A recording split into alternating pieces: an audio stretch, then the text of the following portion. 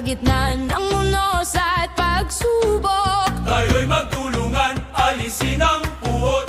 hindi sa salita lamang kundi sa gawa. Puso'y ituon sa Diyos na tanging may likha. Sa bawat hakbang, sa bawat araw, tayo'y magpakita ng awat habag. Ang mga mata'y nakatingin sa Kanya At ang buhay natin ay hawak niya.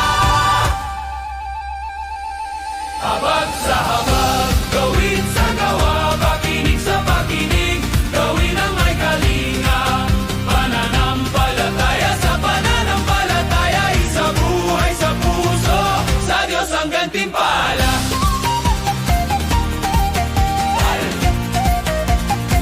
Sa Diyos ang gantimpala.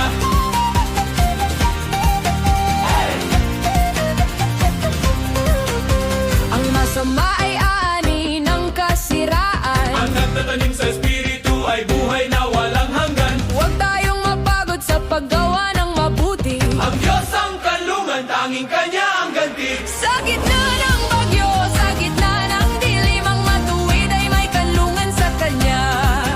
Ang Kanyang salita ay matibay na pundasyon, hindi gugu dahil sa Kanyang layon. Habag sa habag, gawin sa gawa, pakinig sa pakinig, gawin ang may kalinga. Pananampalataya sa pananampalataya, isa buhay sa puso, sa Diyos ang gantimpala.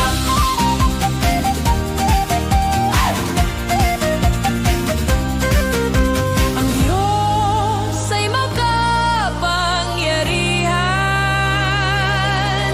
Ang Kanyang mga gawa ay dakila at walang hanggan. Huwag tayong manghihina. Patuloy sa Kanya, Kanyang away laging kasama.